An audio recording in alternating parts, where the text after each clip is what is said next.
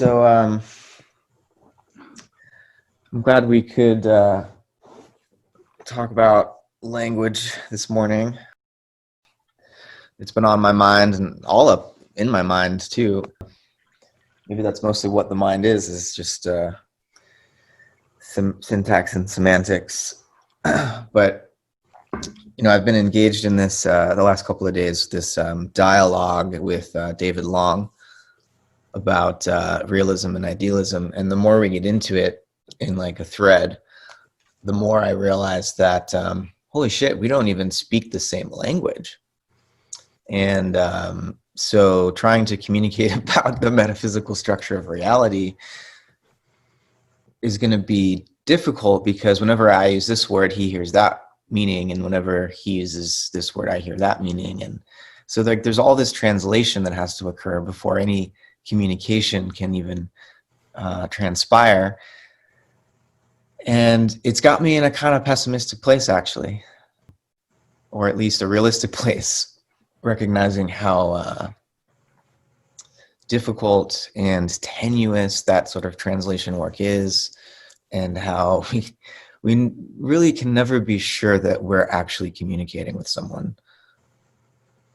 So maybe you can help me feel better about language. I like seeing that we're in that situation. It seems very appropriate to me, right? And I think that's where the optimism and opportunity is, because once you're at that place and you go, oh, wait a minute, we don't necessarily know what these words mean. Each one of them has multiple meanings. I don't know what the other person means. I'm going to have to be creatively active in this discussion in order to figure things out, rather than passively reliant on assumptions I was making about shared meaning. That's very liberating, because you suddenly realize we haven't been communicating. Well, we felt we were communicating. Now we're worried about it, but we have the possibility of communicating maybe for the first time. And then the question becomes, is that a requirement that's legit to ask of everyone? You go, well, if you really want to communicate, you have to be at this kind of meta-linguistic frame of understanding, and everyone else doesn't count as communication. Or do we have to really validate and take seriously every more primitive form of communication in some new way? Mm-hmm. Mm-hmm. Because there are different strategies to approach this problem, right? One is to move in a more mathematical or logical direction, and you can mathematize the measurable quantities of nature and communicate about them in a very clear way that's seems to be totally transcultural. And you can attempt to like Wittgenstein, maybe in the Logico Philosophicus, his Tractatus that the logical positivists were so hot on in the 1920s. He tried to say that, okay, if we're going to communicate, language has to be just the provision of the logical structure of the world. And the world is only what we are aware of in our sensory experience. So we have to get the logical atoms of our language to match up with or correspond to the logical structure of the sensory world. And this was like the project of logical positivism, completely failed. And they didn't even really understand Wittgenstein, because he was more trying to point to this deeper dimension of life. I mean, in the Tractatus, he called it the ethical dimension of life. The fact that there is anything at all, he says in that very book, supposedly about logic, he says it's the fact that there is anything at all that produces the mystical feeling. It's not about what there is, it's that there is. And that language, he says, the last lines of the book are, what of which we cannot speak, thereof we must remain silent. And so he's making this deeper, profound point. The positivists misunderstand him. But later, Wittgenstein realizes he needs to explain himself better, because language isn't really a picture of the world. There's very few sentences that are actually trying to indicate something in the world. Usually when we speak, when we engage in languaging, we're trying to do something. There's a way in which our words are more creative than they are descriptive. We're bringing about situations by speaking, rather than passively observing something taking place separately. And so, Wittgenstein changed his whole view, but it's like, okay, we have the mathematical approach to resolving the communication problem. Seems to work pretty well. At least that's what the mathematicians tell me. And then we have this logical positivist approach to say that, okay, language is just about like logical analysis and deduction, or trying to logically mirror the world and nature's causal structure. Any other use of language is irrational and we should stop doing it. That's metaphysics and it's dumb. So there are probably other strategies and we could get into those, but I wonder, I think there's something to the mathematical strategy, and there's something deeply, there's a Neoplatonist direction you can go with that. So I like that angle, but the logical positivist angle, the reduction of language to a form of analysis of itself and of some supposed like logical structure in the world, I feel like that forces us to, it really belittles the poetic and the aesthetic use and the ethical use of language, as if those are not really real valid uses of language. They're just sort of frosting on the cake or some extra flourish that we think is meaningful, but really what language primarily is this logical picturing tool. There's an interesting argument for both sides of that, and there's versions of both sides. Yeah. So the idea, it's very attractive if you have a strong analytical mind, or if you're philosophically oriented, to think that we should refine language to present more reality to us.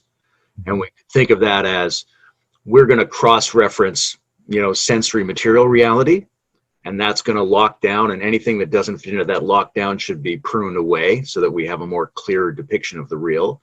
Or you can do the same thing with the underlying grammatical implications of language and say, look, there's a philosophical syntax underlying all being, whether it's sensory available to us or not, and we should use that. Like, inherently self-provable statements should be the anchoring, and we should just have a language that's logically consistent that we can share, whether or not it's about external facts. Similar approach, more abstract. Ken Wilber's tried this, integral algebra, and this notion of a gigaglossary, which is leave aside the contingent facts and just look at all the possible points of view anyone could hold on anything. Why don't we make a dictionary of all the possible points of view anyone could have? And those would determine the potential meanings of words that we use. So that's an interesting, right? You unpack every word and say, what are the kinds of meanings this word could have? And that would up our fidelity to each other in terms of intelligibility, if we wanted to go through that. And to some degree, anybody who's taking a meta view of language has to do something like that, but probably in a more casual fashion. Mm-hmm. But then there's this whole other side of what doesn't get captured in the representational function of language, right? Like you were saying, what the enactment function of language, right? If you do, as I've done, hypnotherapy with people, what you're mostly doing with language is trying to cause an effect on the physiology and nervous system of the other person and then on their lives. So you're using language in an interesting fashion where first you're trying to lead and bind the conscious mind, right? And stay with me as I say the words, count down from 10 to 1. And I'm going to say the word 10. I'm going to say the word 9. Now your language brain is focused there and it has some agreement. It's like a logical positivist could get behind that part. But it's given to them to hold that part of their mind in place while I began to suggest words to you that have no specified meaning, right? Like, you're going to have the most amazing experience. What does that mean? We don't know. You're going to really encounter an authentic truth that's authentic only for you. You don't know what that means. And so what you're doing is activating the part of your mind that makes up new patterns rather than works with patterns you know. Your unconscious is going to come online and have a new parity with your conscious mind, but that's only because you're using words specifically to have no meaning for the person, right? And they're getting into a state which is empowering for them and which is interesting in the world, which is definitely legitimate, but it's the exact opposite of the logical positivist use. Yeah. It's to touch on the parts of the world we can't say. And it's not just thereof we must remain silent. as if our only communion with that is non-speech and mystical contemplation. There's whole ranges of language that have specifically evolved to deal with that of which we cannot speak. Yes. Right. And that's why Wittgenstein, you know, after he wrote the Tractatus, he retired from philosophy and started teaching elementary school kids. It turned out they weren't intelligent enough for him, and he started hitting them and stuff, so he had to stop doing that. But he came back to philosophy because he realized he shouldn't have said that we have to be silent about all this stuff regarding life, actual life, and ethical relationships and stuff. You should have been silent about that. Yeah. So how do we do that? I mean, I hate this opposition between logic and poetry. I don't think there is actually an opposition. I think really what we're doing when we're being logical and analytical is it's as if we've taken poetry to the extreme. Because, you know, for me, at the end of the day, I think it is metaphysically suspect to say that human beings make poetry about nature, and nature is not poetry. Nature is just a machine or some kind of a meaningless process that human poets somehow make meaning out of. I want to be able to say that nature itself is the primary poem, and human language is a flowering of that. And to me, that's not just a nice sounding story about reality. It's actually the most accurate way of depicting what is going on here. And so rather than thinking of language as some instrument that we as a really smart monkey invented that we can use to describe and manipulate the natural world around us, I think we as primates emerged out of a more primary poetic process that is the real physical, chemical, biological stuff going on, is creative in the deepest sense. Creativity is not a human capacity. Creativity is what gave rise to human beings. And for some reason, there are a lot of people who feel like that is unrealistic. And so what do you think about that? I think that what they're really saying is it's impractical for the languaging that they're busy doing, but I think they're locked into a certain scale of the microscope, right? So we can look at the logical positivists are going to go like, here's a subset of verbal language that's appropriate. You pull out and you go, well, all verbal human language is appropriate. And you pull out and go, well, we also have nonverbal communication. Then you pull out and you go, well, there's all kinds of communication-like processes going on in nature. And you pull out and you go, well, some sort of interactive informational syntax is necessarily presupposed in order for there to be reality of any kind. So you can focus on any of those scales and use that to define what language is. It's very narrow, but it's useful to have a narrow definition if you're speaking about human speech and affairs. Mm-hmm. If you want to access these other domains, they're equally valid interpretations of language that are at much bigger scales. Right? Mm-hmm. Right. Where would ours have come from if it didn't come out of nature? Where did we get it from? Yeah. It either came from some unnatural source, it came from an unreal place, or it came out of reality. If it came out of reality, then it's implicit in reality to some degree. Right. And I think to be scientific at all, we need to assume that it did come out of nature, because otherwise, how are we translating between our language and the structure of nature? Like, you think the Greek atomists, their analogy to understand, to come to the understanding of nature as a collection of atoms was to look at their own language and say, oh, it's like the consonants in these words, like the letters are the atoms, and all of the meanings that we're used to speaking in terms of arise out of collections of those same letters. And so they're like, oh, that's exactly how nature works. And so there's an analogy being made between the language to nature. And if that analogy if there isn't a true continuity there, then what is science even doing? It's just an internally consistent construct of self-referential signs if it's not emergent out of nature, because nature is the primary language.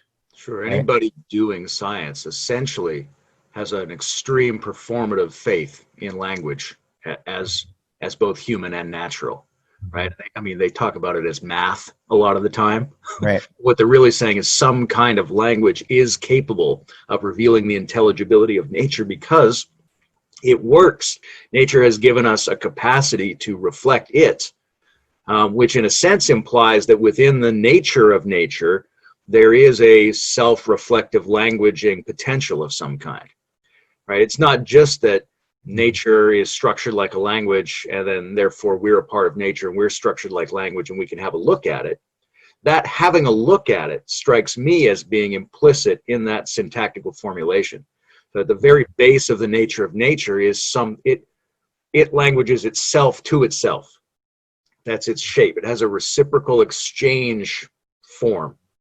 And so the fact that our languaging operates intelligibly reflects the fact that some kind of exchange-like loop of languaging is implicit in nature. Not just a languaging function, but a self-processing languaging function, because we're a part of nature processing nature as language. Therefore, nature has processing nature as a language implicit in its nature, if that makes any sense. No, I mean, it totally does to me. It's why, the French have a theory of semiotics. Saussure came up with it. It's a binary sign signifier understanding of how meaning operates, and it is limited to human beings. But the Americans have a different semiotics, like Charles Saunders Peirce has a triadic understanding where, there's an object, there's a sign that's supposed to represent that object, and then there's an interpretant, he calls it, or the subject that's mediating between the sign and the object.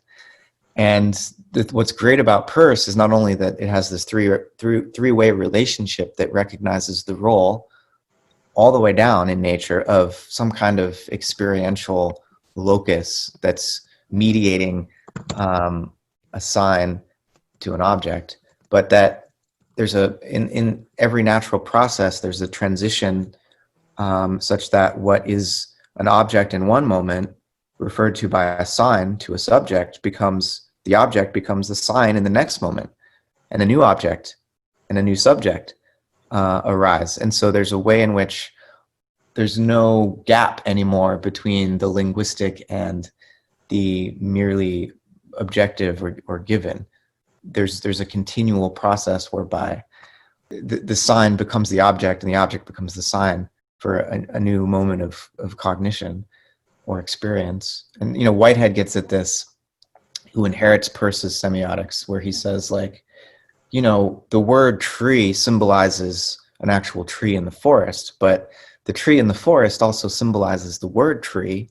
And this is why poets go for walks in the woods, in order to have the trees themselves tell them the poetry, right? So the relationship between symbol and thing, or sign and object, it's recursive. I think this is another way of getting at what you were saying about this loop. And it's just a different way of looking at language that I think it prevents you from any sort of, well, hopefully it prevents you from the literalism of believing that language can only be a description of an objective world. It has to save us from literalism and cynicism about language. Thank you. See, we're doing well. I feel much better now. I think a lot of it has to do with understanding that language has depth. Right? One of the things that happens when you go for that walk in the woods and the tree reminds you of the word language or the word tree. The tree reminds you of the tree, right? But it also has the potential to add a layer to that.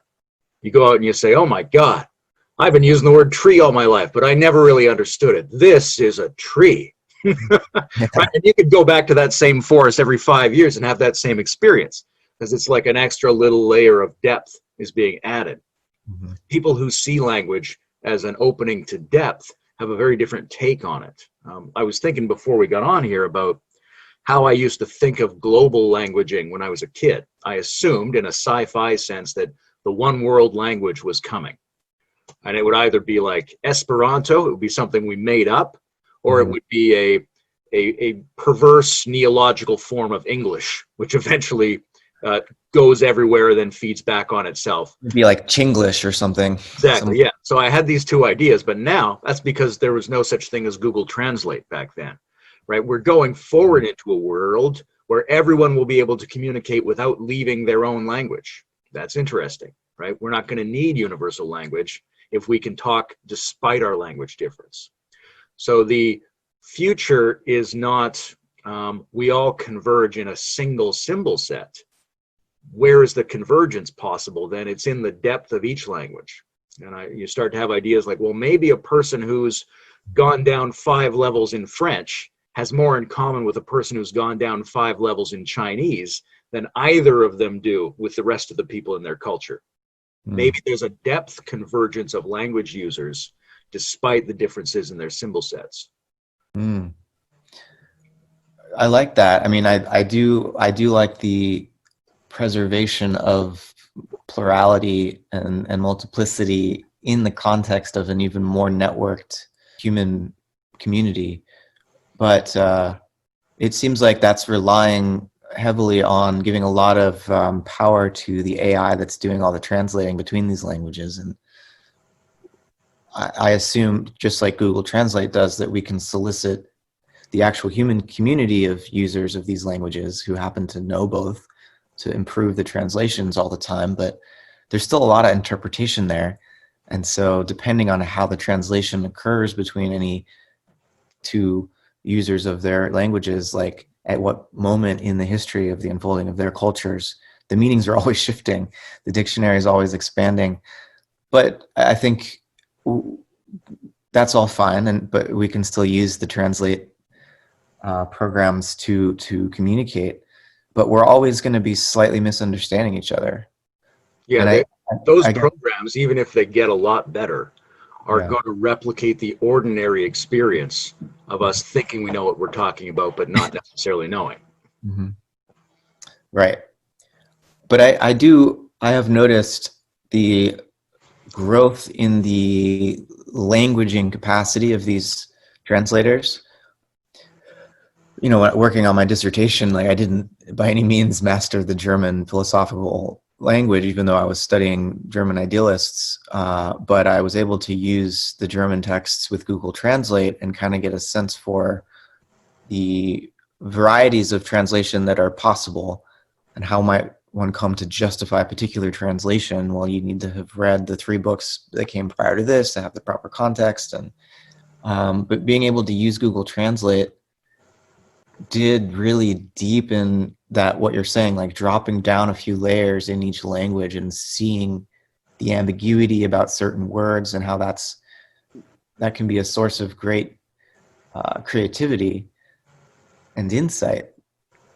While from another perspective, if you're still a few layers closer to the surface, it seems just like a contradiction or a misunderstanding or something.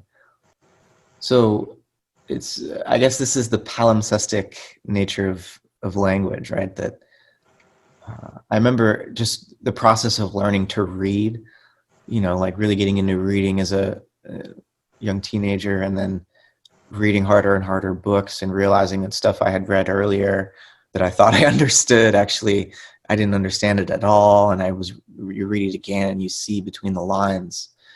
And maybe a few years later, you read it again and realize you still didn't understand it. I mean, good philosophy books are like that. Those are the philosophers that I return to, are the ones that every time I read them, I'm like, oh, I didn't get this the first time. And that seems to be, when we're doing philosophy well, that seems to be intrinsic to the type of language that we end up using. If philosophy is a set of propositions about the world, then simplistic logical positivism looks very good. But if philosophy is a project of affecting the philosopher, of creating depth, of making better humans, then these kind of hyperlinguistic articulators are really essential. People whose style comes across even when it's been translated from one language to another, and who, like you say, you go back to them and you go, oh, now I think I see what they were saying. And you know that in 10 years you'll have that same experience, that there's a whole architecture you can climb down in. And that's how you are changed through language, right? The logical positivist approach doesn't posit that there's going to be any change to the individuals. You just show up, you hear a thing about the world, it's true or false, you move on. This other approach demands that you are altered in the process of using language. Mm-hmm. Mm-hmm. Yeah, I mean, and this makes me think about the different pathologies of language use among the speaking animals, human beings, and the way that, one of the reasons we might want to be really insistent on the idea of like education as a lifelong process is that if you finish at 12th grade and graduate high school and you're done with learning, your language ability is going to be locked in at a certain basic level of like getting needs met. And if you're not continually exposed as an adult to more language games, deeper levels of abstraction, poetry and art, then you kind of get locked in this quasi automaton like way of responding to the world of meaning. And like this can happen to anyone. It's not like this can't happen to scholars too. You can see a lot of older professors who really, they give a lot of public talks, but they always say the same damn thing because they've come up with their big theory, and that's going to be the epigraph on their tombstone, and they're not even dead yet, but they're talking about it repeatedly over and over again. That's a locked-in syndrome too. So it's not like just reading more frees you from it. So we need other practices that keep us learning across our whole lifespan, learning to overcome our own linguistic habits, I guess. Learning that grammar is malleable and the meanings of words are always in the making and always deferred, and that there's more art to language than there's just as much art to language as there is science. And that we're never done learning how to talk. And like to say there's no easy distinction between an illiterate person and a literate person. Like we're always striving to become literate because there's always more to read, and people are always writing more. And the process of writing itself is, as you were saying, we can talk to each other and have effects on one another. When we write, I mean, yeah, we're writing to communicate to someone else, but we're also writing and transforming ourselves. There's a way in which writing gives birth to new thoughts, and being a writer forces you to continue to burst through old thought patterns as you wrestle with yourself on the page or on the screen with the new ideas that emerge, that flow into you. New ideas seem to come with the language. It's not like it came from inside my head. And so, yeah, I think we need more. A lot of times spiritual people, mystical people think they're critical of language because like, oh yeah, you can't, it's unspeakable, it's ineffable. But I think we need to be more engaged with language as itself a form of spiritual practice, something that we need to engage in with reverence and respect, and not ever think that we've mastered language. Because a lot of the assumptions that we make about ancient spiritual teachings concerning language are extensions of our modern media environment. Right? We interpret them through a certain lens, right? We are overwhelmed by speech and writing from every direction. We inhabit this hyper-semantic environment. Whereas the Taoists in the 10th century did not inhabit that environment, right? The people at the ancient Zen temples, almost none of them were literate, right? And they didn't even talk to each other that often.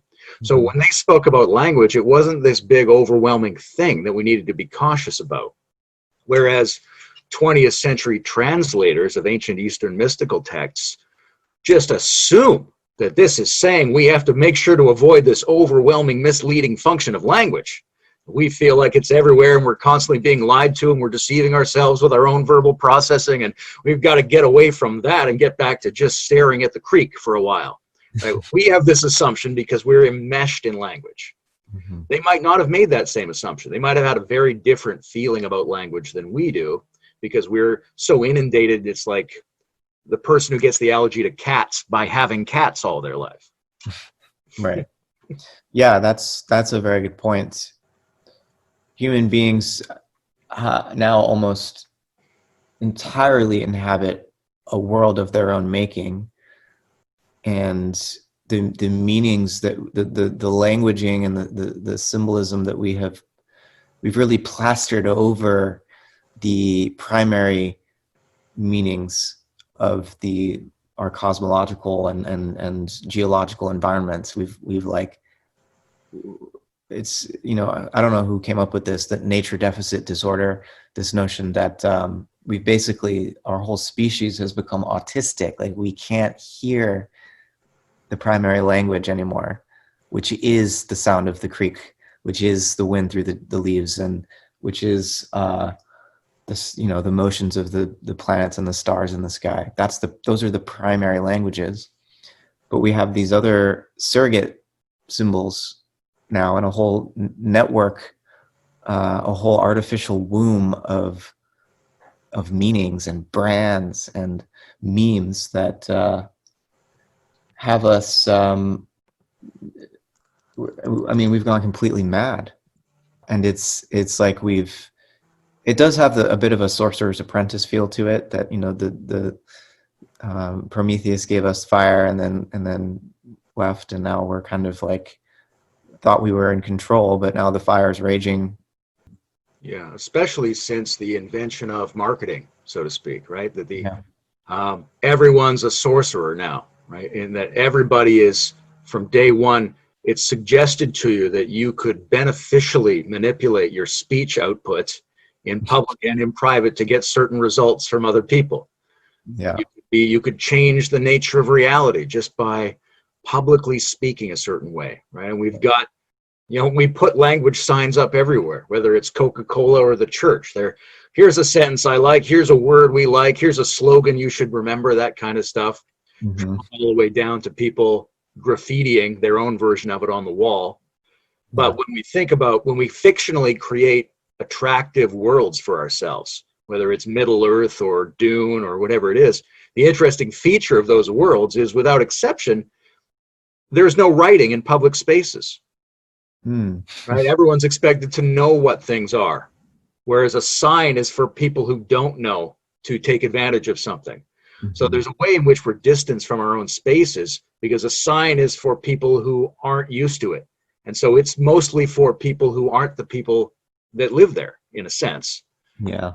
Public language distances you from your lived reality to a certain extent.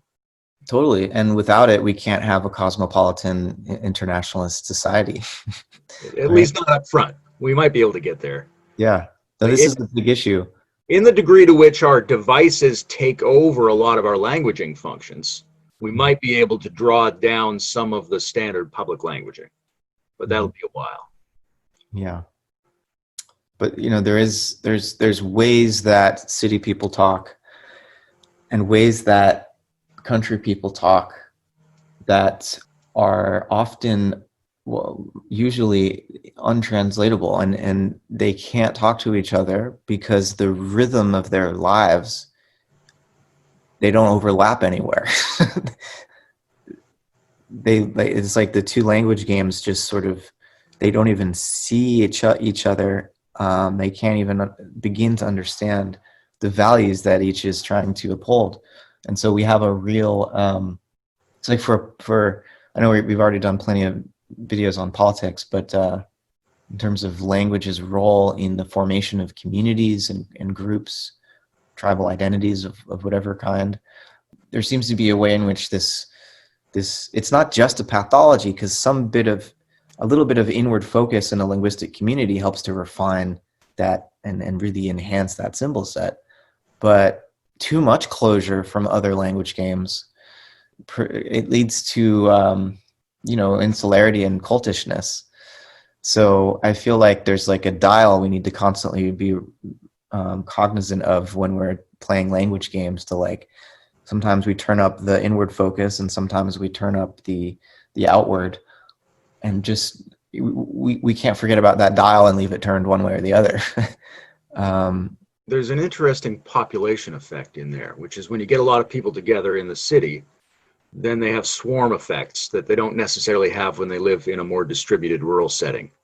So that you get, the ancient pre-modern effect of political correctness, which is when all the people cluster around the court and then they live as bureaucrats or courtesans, they have to constantly be aware of what the recent issue in languaging people's status and dignities are.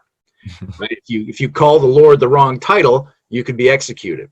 So there's these constantly changing language swarms about status that go on when you have concentrated large populations that don't go on in the countryside. And the country folk are always very cynical about those tendencies. Mm-hmm. And perhaps rightly so. Like you get a lot out of the concentrated urban abstractions, but you lose something, which is the natural embedding of the language users in their environments and communities. Mm-hmm. And it may be that slower pace of languaging in a more distributed, spread out sense gives people the opportunity to work out how to use their language in terms of their own evolving insights. So that if you had a really authentic community of ethnic language users who had existed in the same circumstances for a long time, they might have worked out how to say in their terms all the basic human experiences. But as soon as they start doing business with larger communities, they get envious, they start dropping some of their customs, they adapt to standard grammars that are coming to them from the city. Their language in a way is replaced by a more translatable business form of their language. Mm-hmm. They succumb to the thinking of the people in the concentrated language swarm areas, right? And the kind of Greek that you get in Greece is not the kind of Greek the Greeks spoke there several hundred years ago.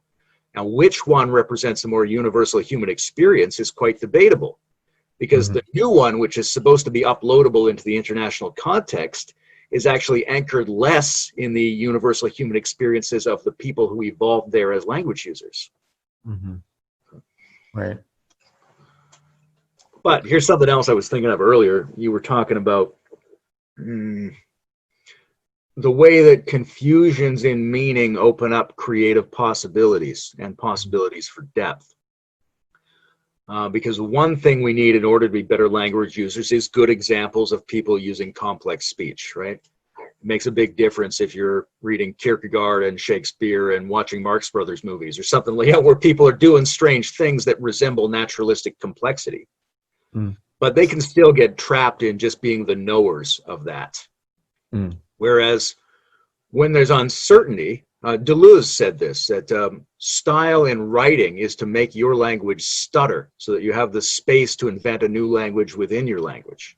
And when you look between languages, you go, oh, that's what they say. But what does it really mean, what they say? Or when we look at the etymology of our words, we get this opening and fragmentation of our own terminology, which makes us able to reach for a personal insight and put it into that space. So the opening of these gaps in language, seeing that the gaps are there, makes us available to language something from out of ourselves. I think that's where a lot of the future hope for language users resides. Yeah, and it's why, postmodern methods like Derrida's deconstruction can be incredibly creative and fruitful for deepening the meanings that we are capable of considering.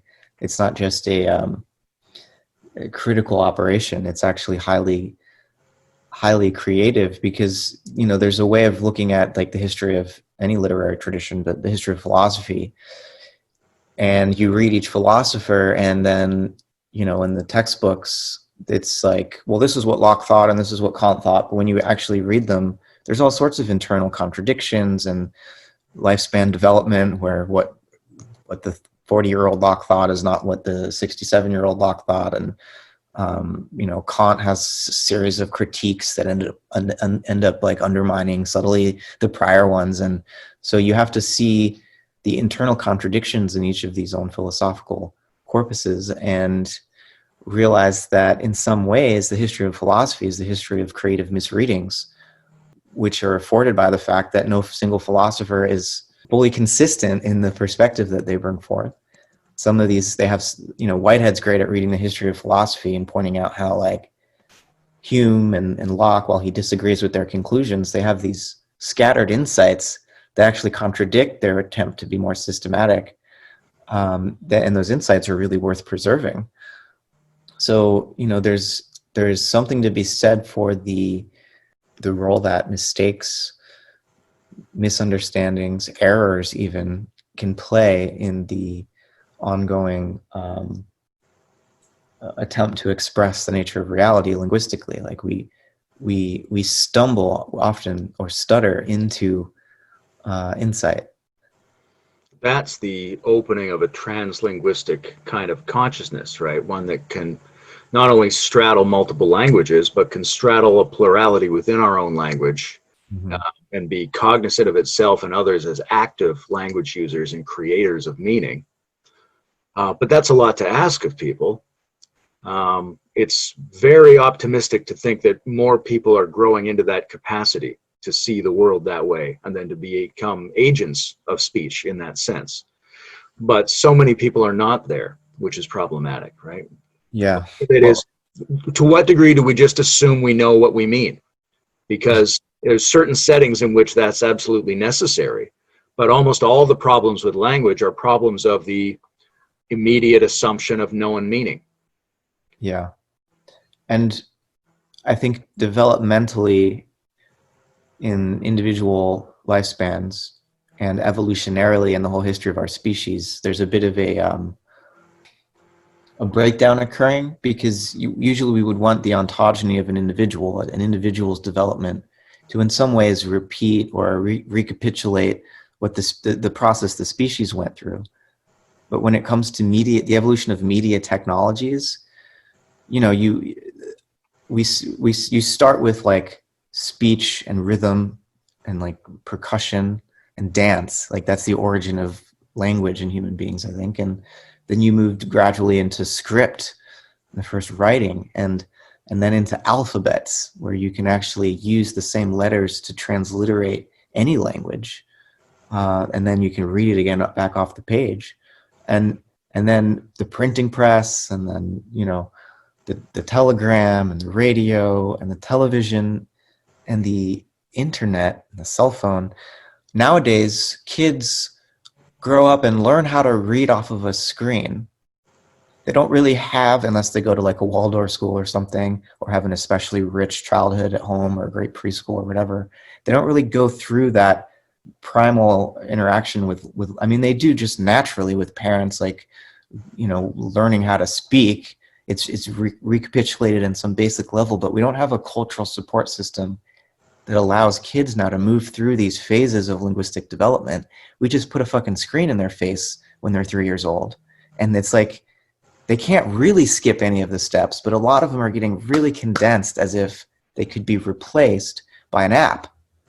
And so we have a whole generation of language users, languagers, who don't actually have the capacity that humans have built up over millennia. There's a different kind of thing going on. And I don't want to be totally judgmental and say it's completely pathological and horrible, but I'm not that excited about it. I don't get the sense that we're enhancing our abilities by skipping or condensing these important phases of development, like learning how to write in good cursive and learning how to really read like books, like on paper, like sit with a book that's 500 pages long and finish the fucking thing. Do we even have the patience for that? Does anyone have the patience for that anymore?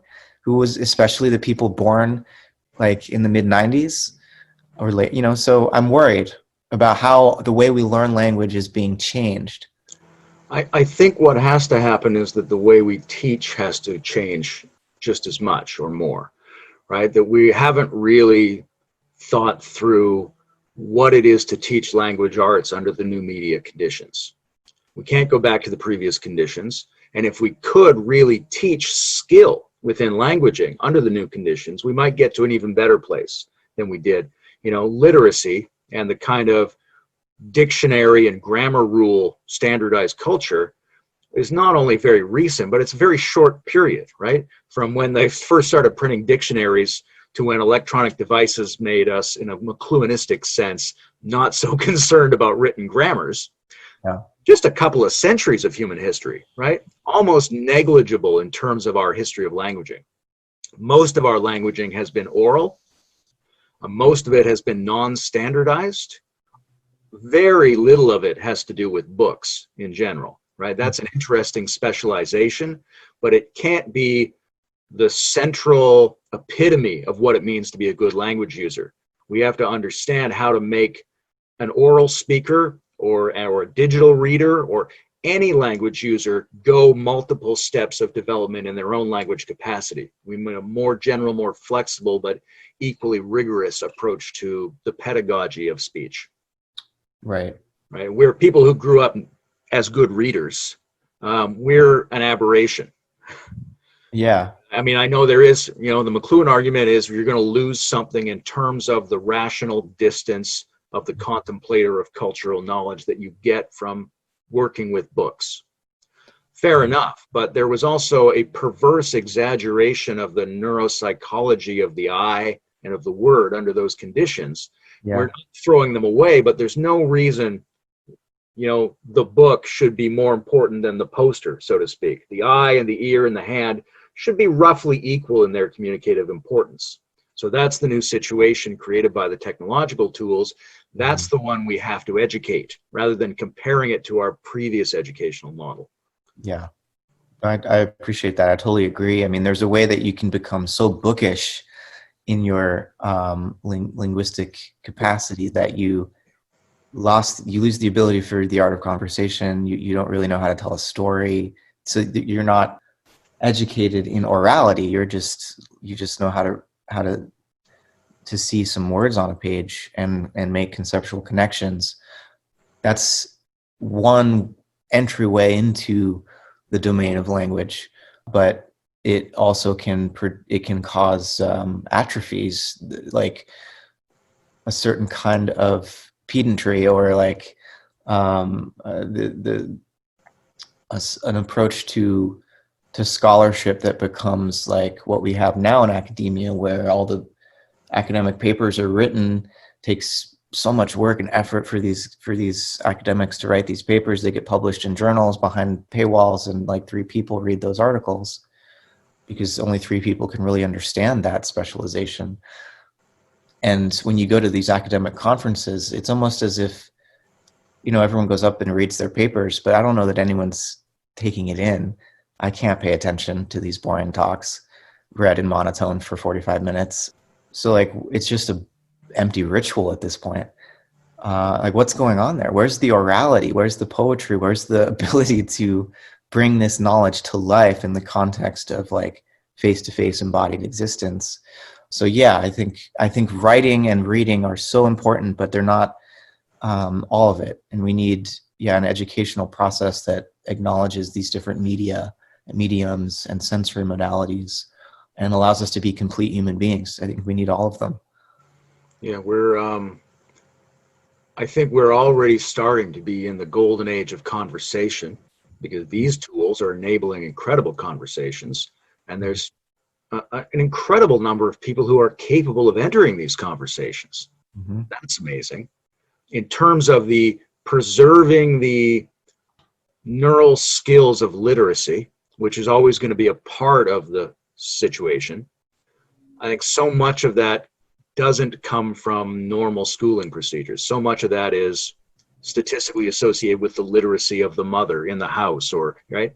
Are there books in the house? Are they spoken of well? When you communicate with the child, do you communicate with the child in a literate fashion or a crudely simplified fashion?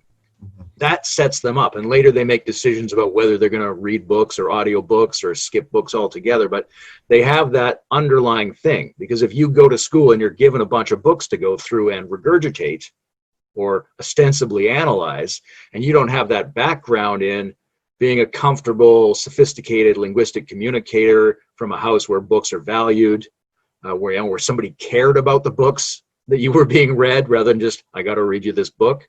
Yeah. And there won't be anything underneath your literacy, right? So you can end up with this really hollow literacy if you don't have this like domestic substructure for languaging.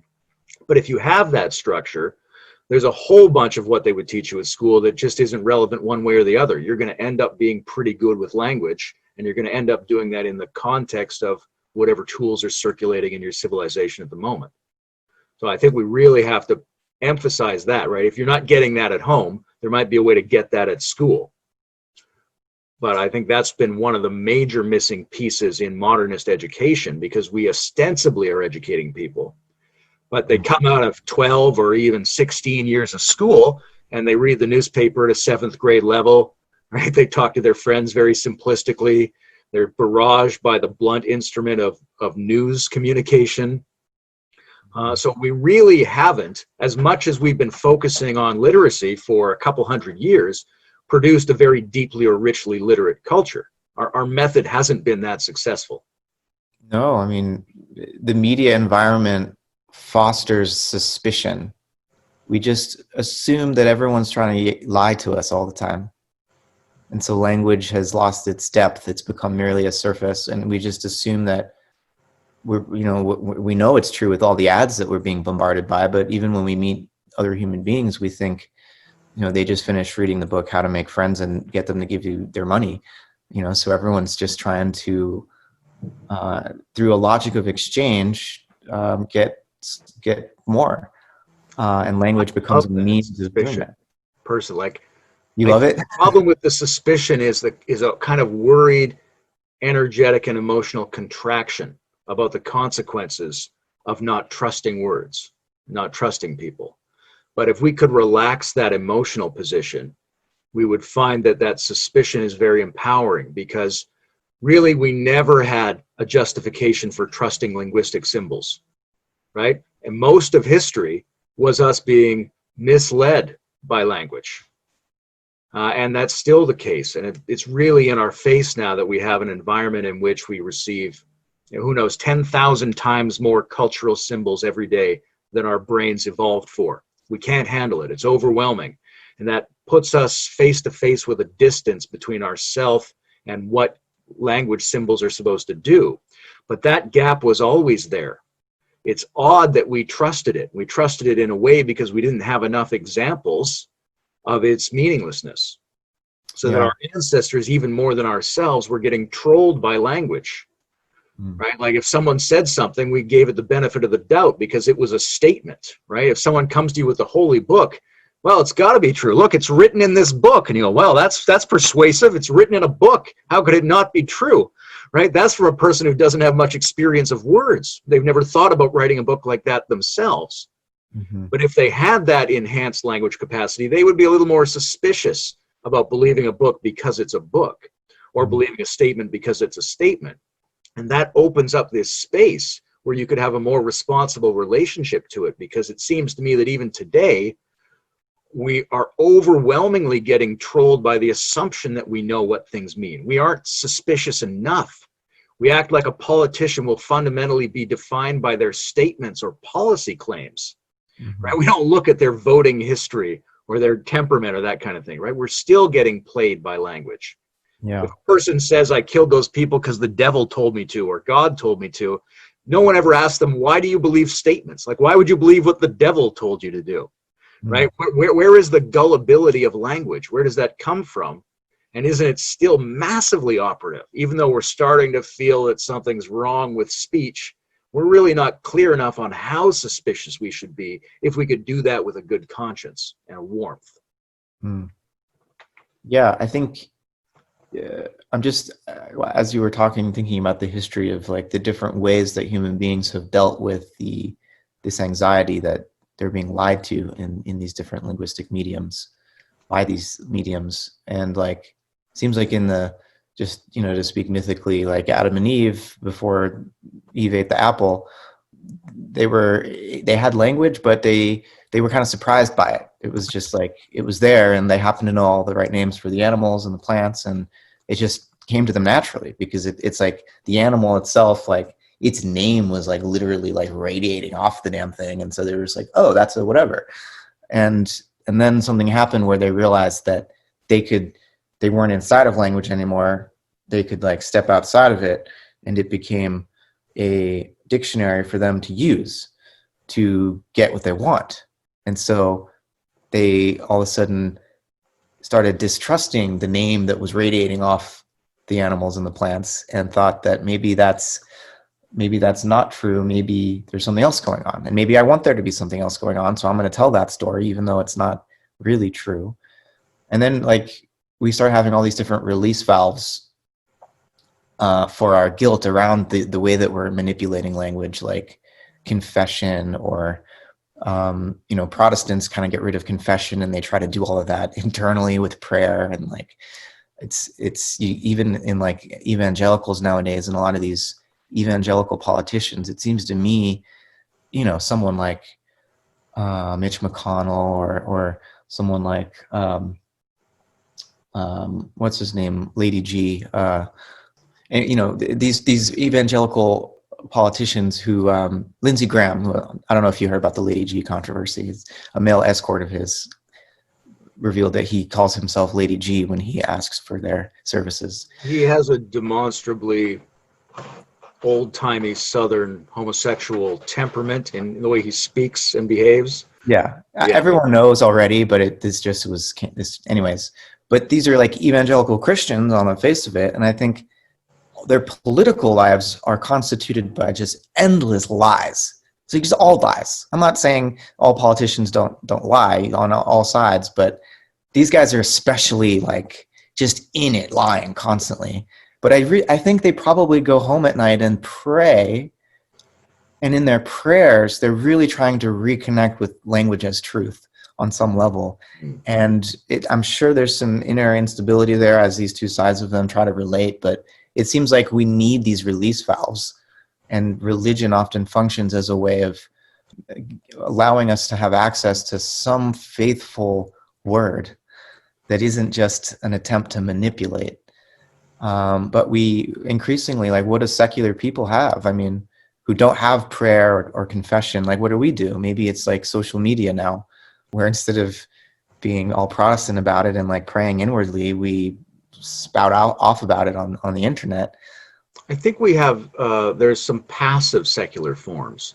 Yeah. Right? Religion has preserved these certain procedures around the discourse, whether it's the attempt to be authentic in personal speech with your sense of the divine, or whether it's glossolalia is an interesting thing to have preserved in some traditions, where you're going to play with syntax apart from content.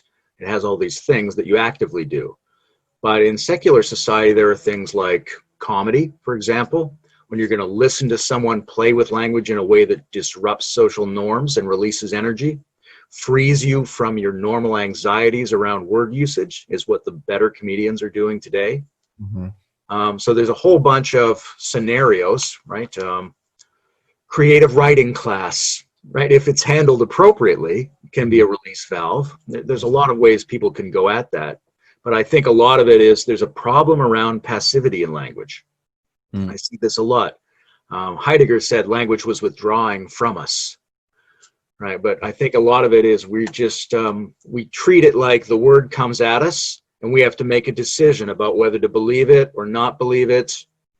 And we use heuristic short forms like, oh, well, that comes from the other team, therefore I don't have to believe it, simplifying the situation. But we don't think about what we want it to mean, right? If someone says to us politics or religion, we tend to think that somebody else defined the word and I'm going to thumbs up or thumbs down it. I don't take a moment to say what I think the definition should be. And even in an argument, I tend to give up the battlefield before the fight has begun.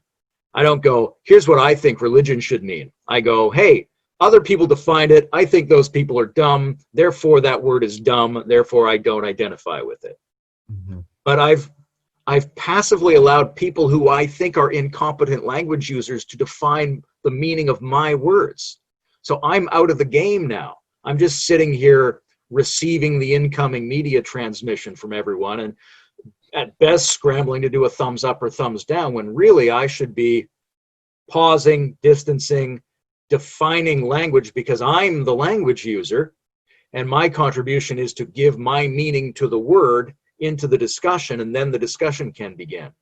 Really, a discussion doesn't begin if both parties haven't tried to define their term yet. And this requires a certain degree of like interpretive fluidity where you're willing to let go of the idea that words have simple dictionary definitions and that we have to appropriate words in the course of dialogue to mean what we want them or would like them to mean. And that like I hate this in the context of debates, you know, one side will say to the other side like, well, prove it. You haven't proved, like, where's the evidence? Prove it. And, you know, I guess you can prove something logically or prove it empirically, but the issue is language. It's like there's a presupposition that certainty is possible here, like that I could just say something that you would accept as proof and that we could both then be certain of as true. I mean, it's like the interpretive fluidity that's required to communicate anything effectively requires that we don't collapse a particular statement about the world as a proof that we could be certain of. Like, there's no such thing as that. I mean, maybe in math, when you're just talking about the relationship that certain symbols have to one another, but even as soon as you take the math and try to apply it in like the context of an experiment in physics, like the measurements, the instruments doing the measuring and how you interpret the data, like that introduces all sorts of ambiguities that, yeah, hopefully eventually you can connect to this math over here. But it's not just as, it's not like you can prove something even in physics in the way that you can kind of do it in math, just pure math. But in any other language game, there's no proof. Like, what are you really asking for? What you're asking for is for me to just repeat the way you like to say it and agree with you. Or you're hoping for an intensity of sensation that's meaningful and motivating, right? So that if you make a math, right, if you do like Descartes and you do a logical extension of mathematical reasoning and you say, I basically I am because I am, you know, like that I am and that I am are so tight that it gives me a sense of lock. That's a lock, man. I got that, right? And it's like something beyond normal language use has entered my experience. At the same time, when I ask for proof, in a way I'm saying, is there anything outside of speech that you can bring into speech that will give me this sense of confirmation that I could go on? And I think we're increasingly aware that speech itself lacks that thing under most conditions. So the new sense of, you got to go out there and give 110%, or Yeah. the way that we use literally to mean figuratively. We're demanding an intensity that it's not providing, right? Even the massive proliferation of the use of the word fuck, it brings in an embodied intensity, right? It's not just Jesus Christ, it's Jesus fucking Christ, right? There's this extra push, and we need this extra push because we aren't getting it from our normal linguistic acts. Right. Yeah. And I guess we just get easily confused because we forget that the idea of a world independent of language is itself an idea only possible because of language.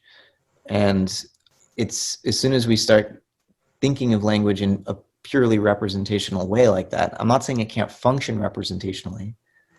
I'm not saying we can't make scientific statements that function as injunctions for people to make predictions about how nature is going to behave in a certain situation. But when we reduce language to just having a representational function, we lose the fact that the world itself is a word. Like it's, we can't get outside of language. Language isn't something that we are, you know, standing above and using. It's like we don't have language in a toolbox.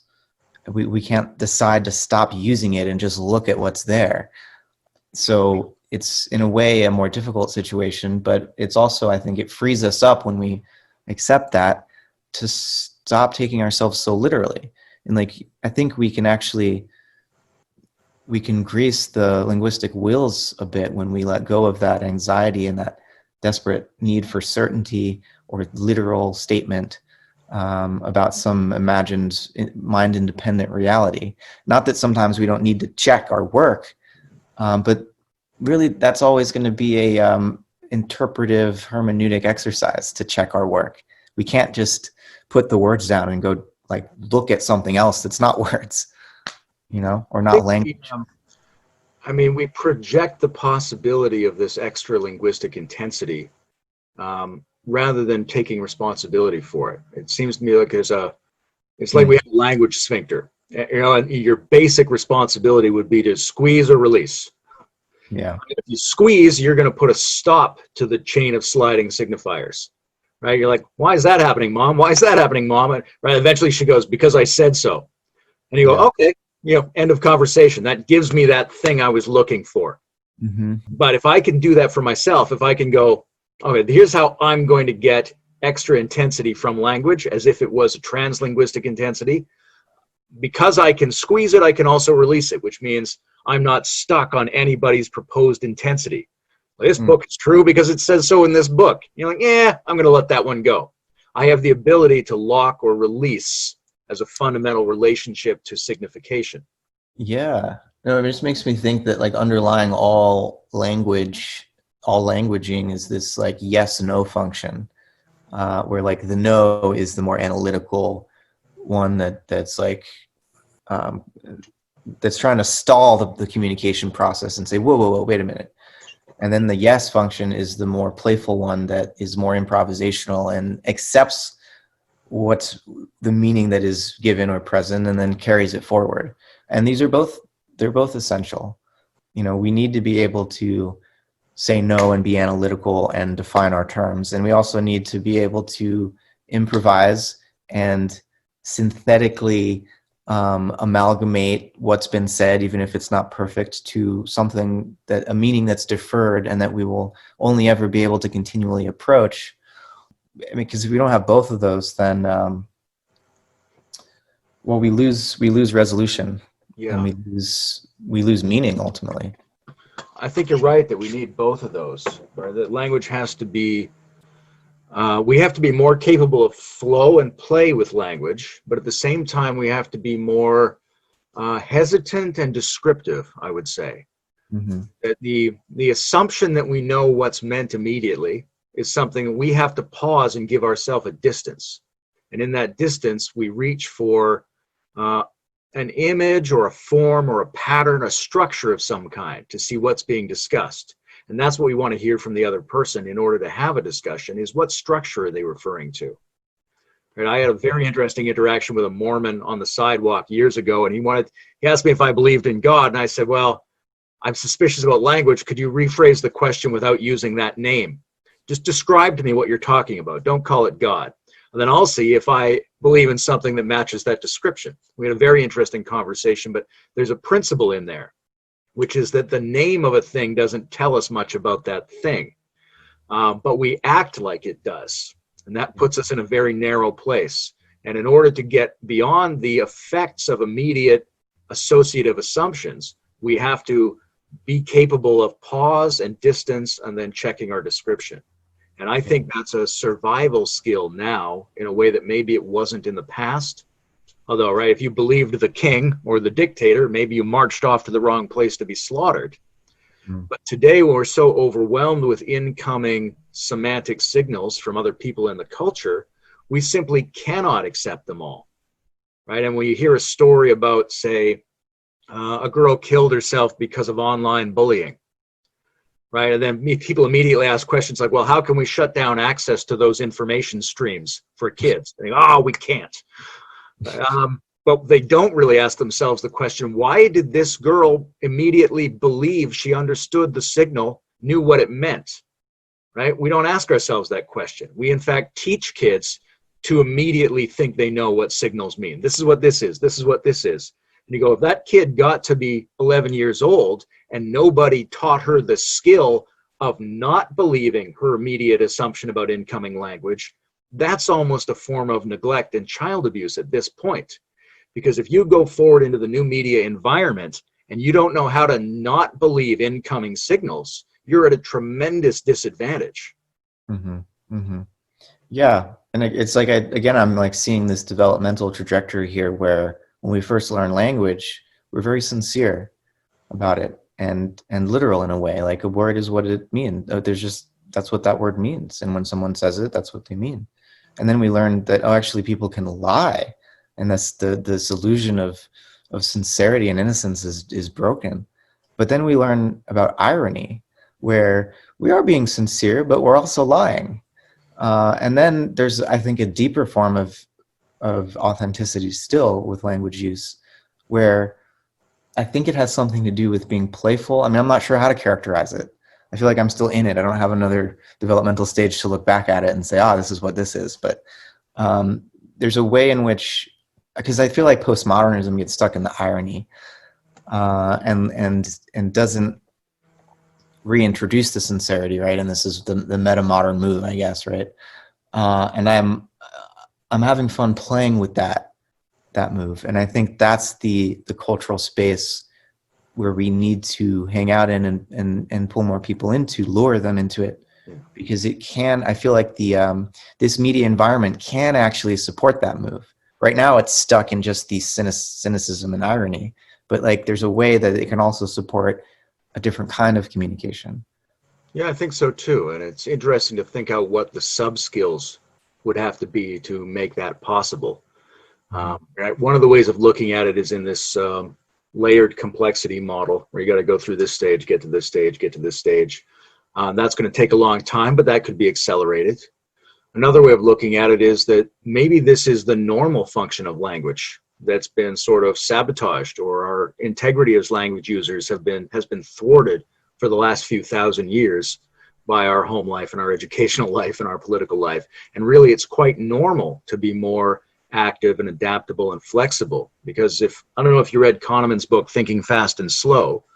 He describes the two different systems, basically language use systems in the brain. System one, which is very fast, very efficient, and just runs associations. System two, which is intentional, burns a lot more glucose, so you have to turn it on purpose. But we all come with these two systems built in.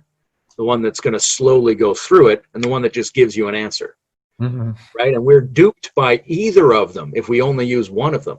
But since we're all born and at every stage of development have both these systems, it's not unreasonable to think there would be an art or a socially communicated skill of interaction between these systems at every level, which would involve intentional pondering and analysis of our automatic responses, and what kind of automatic responses do we have to any learned and delivered information.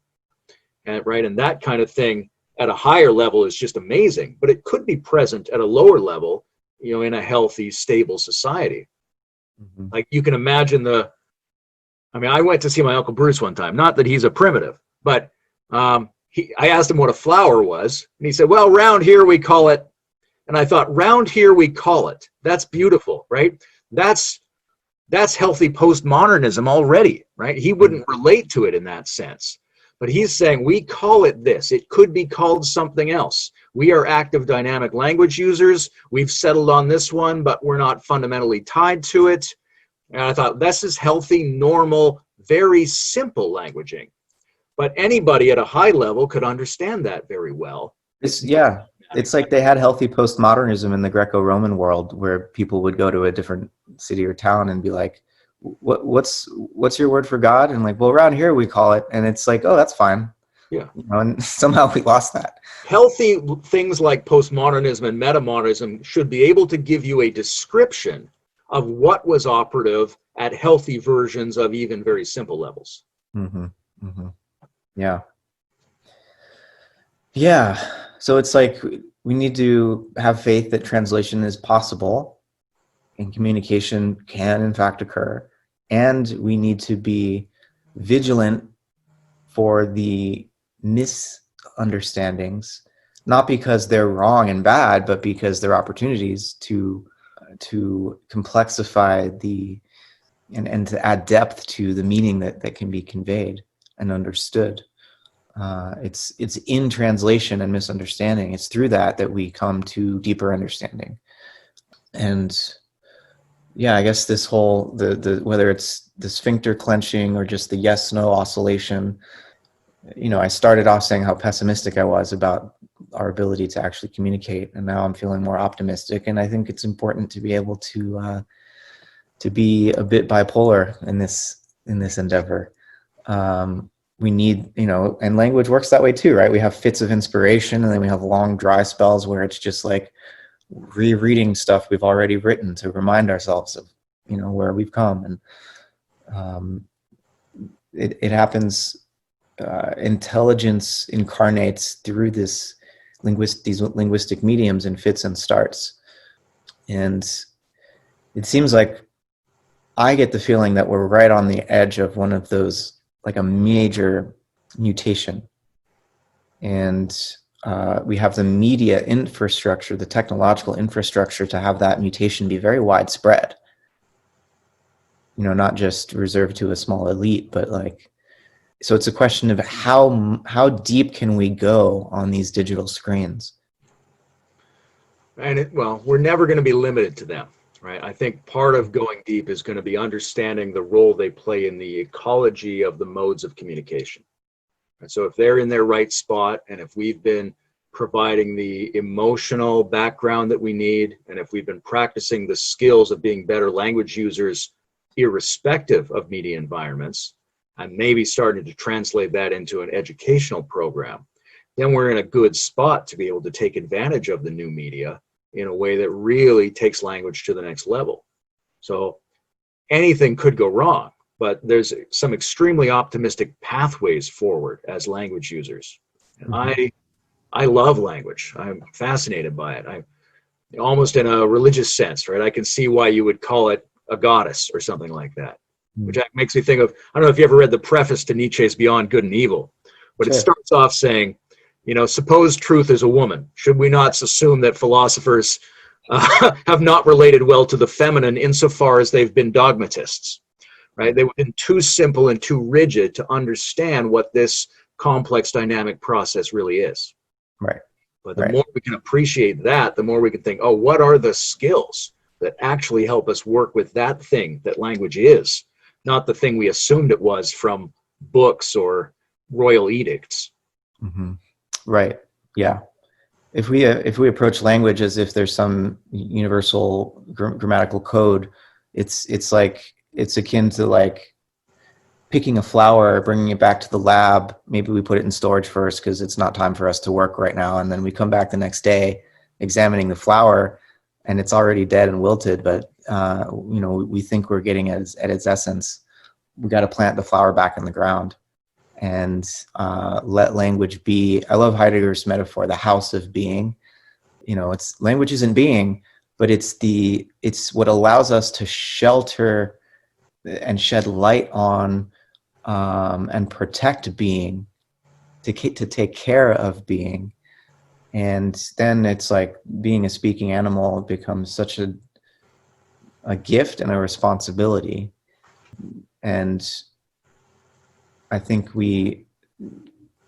these communication mediums that we have, each of us gets to have our own printing press, basically, and our own television studio. And it might give us the impression that, again, we can be the masters of language. But, we're not. And Heidegger is great on that question, too. That, language is it's better to imagine it as a environment that we inhabit rather than as a tool that we carry on our belt.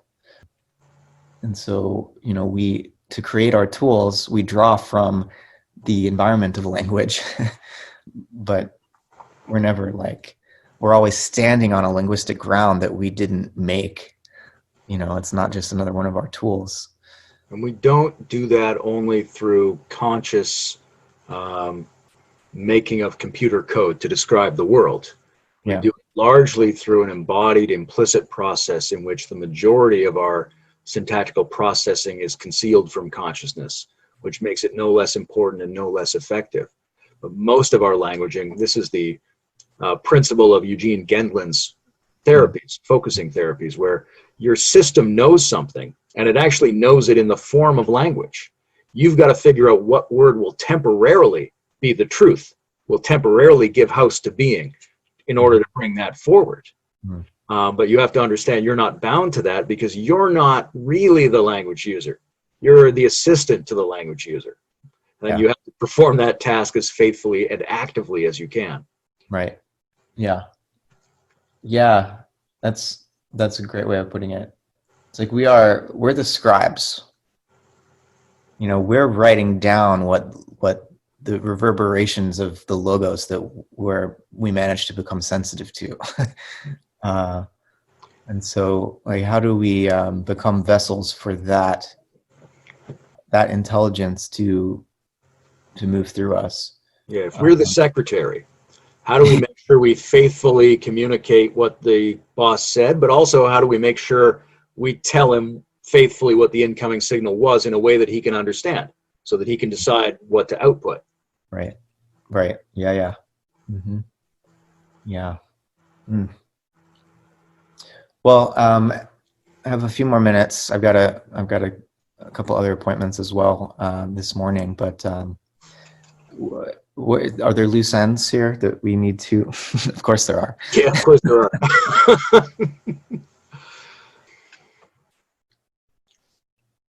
I don't know. You know, the last two conversations, it was very obvious at the end what we wanted to keep talking about. Mm-hmm. This one, I feel fairly settled on this, even though there's a ton of things. I feel like there's an unspoken obviousness to the situation of language that's come forth in this discussion. Yeah, I feel that too. Maybe we're being faithful devotees at this point. Yeah, well, I mean, maybe folks that have been listening to these several dialogues we've had have suggestions for what we should talk about next. That would be interesting. I'm open to that. Yeah, I'd rather respond to someone else's suggestion than try to come up with something ourselves. Let's try that. Fantastic. We came up with the first three. Now it's on them. Yeah. All right. Great talking with you, Matt. You too, Layman. It's definitely always a great time, very stimulating. So I appreciate it. And keep up the good work. Thanks. You too.